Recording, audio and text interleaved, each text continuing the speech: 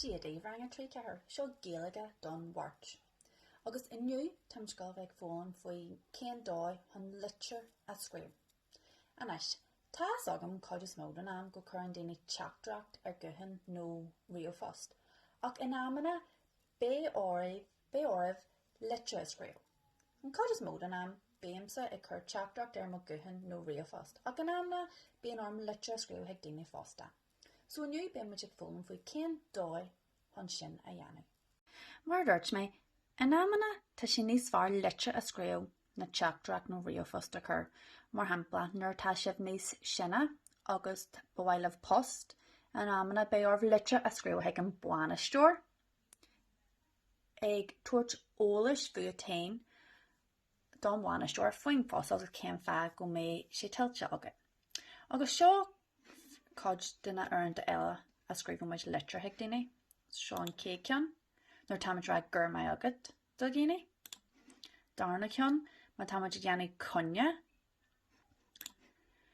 An tríú ceann, má tá muid ag gearan faoi rud éigin. Má tá muid ag scríobh litrear ag cheara nó duine atá a cheáile nach bhfuil na húnaí an seo. In amana tá aithne agin daoine atá na húnaí Assassin nó America nó san Astral nó aitin na darfala, agus tá sé deas litrear a scríobh hoci in amana. In amana ar tá tú leihann de sira scríobn tú ceart a fuist ag daoine ag ancient dóibh faoin aithneád a ran tú.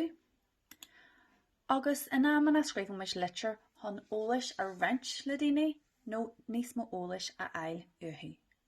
So inniu tá muid gol arc coppla litrear agus leir mé faoi na rudaí difriúla a ceithí a bheith in aithin litrear. So an céad rud a ceithí muid dhéanamh agus muid ag scríobh litrear ná an píosa seo suas ag an bar.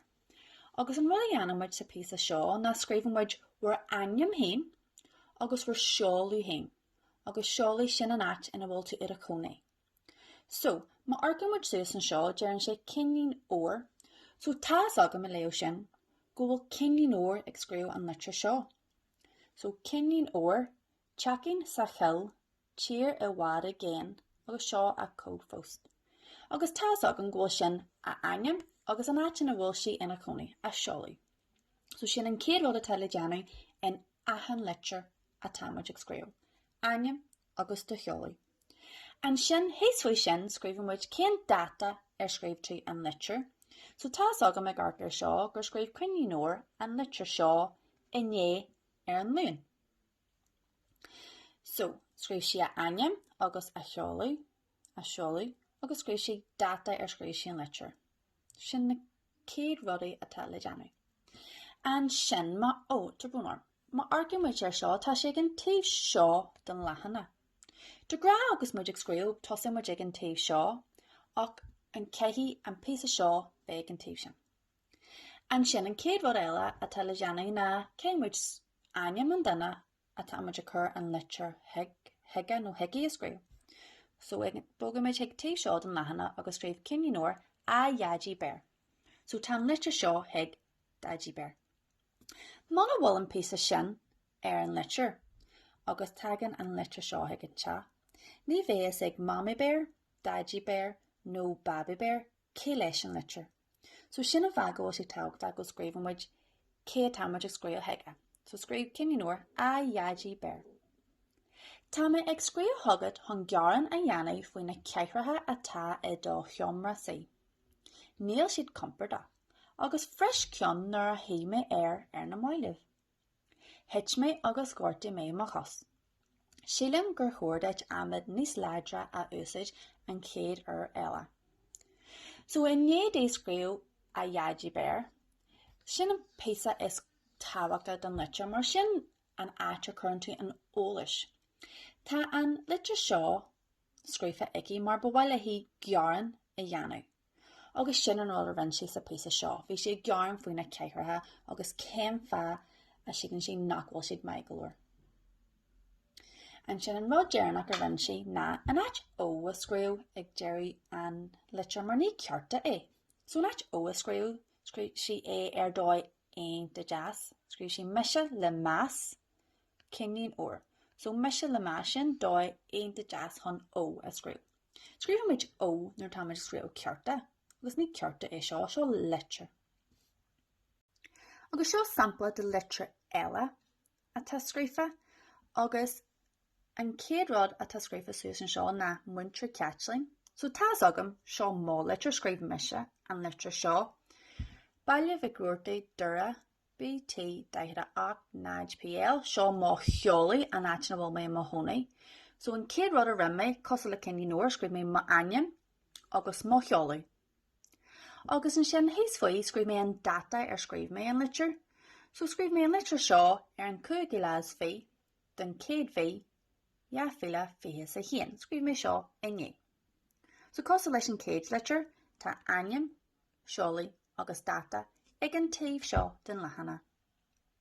An sin an céad rud eile a scríb cinní nóir na aim an duine atá si chur an letter heige. So sin an rud a ran sin seo. A iadí na nollaig a cheara. So cé tá scríb an letter seo heige? Yeah, dadí na nollaig. Seo letter do dadí na nollaig. An sin ina dhé sin seán pieces táhachta den letter seán fa a tá scríú an letter. Agus hé mé go scríbh mé letter heag dadí na nollaig chun gur mai agad a rá. So sin rud a tá meise go dhéanú is tí an seo tá go gur mai agad a rá. Ach níl sé rá himil má scríbm gur mai agad dadí na nollaig agus sinna. So scríb mé git a níos mó chuna a dhéanú simil.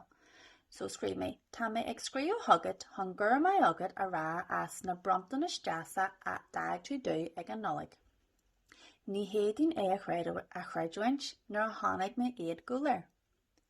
It's bra le mó dhearfar a brontanas fásta. Bhí aontas orthaí faoin na brontanas ag tú. Ba bhaid leithí gur mai agad a rá fásta. Tá súil agam go mé sos deas agad agus ag mamí na nollaig anis.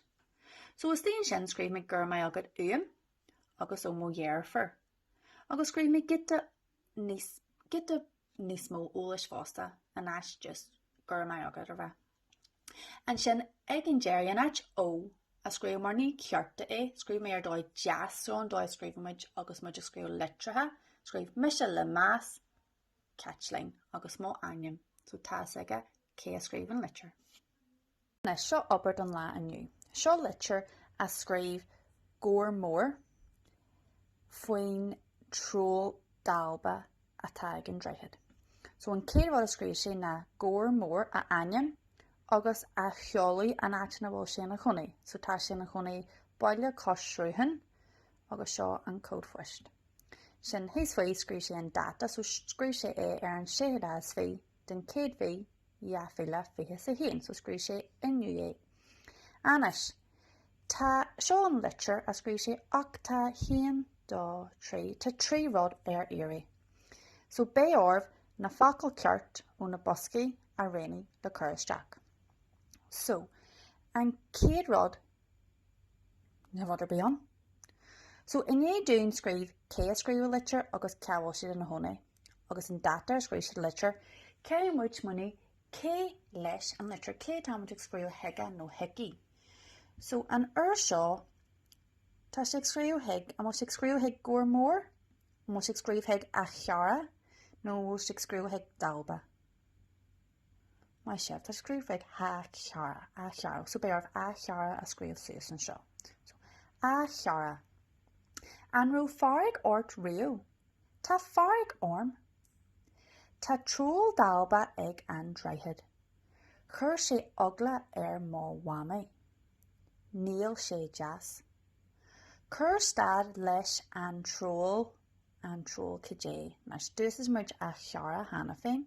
So mo sé chur stad leis an trúil góir mór nó chur stad leis an trúil dalba. Cé acu bhfuil se gáil scríú seach. Sgin mise le más.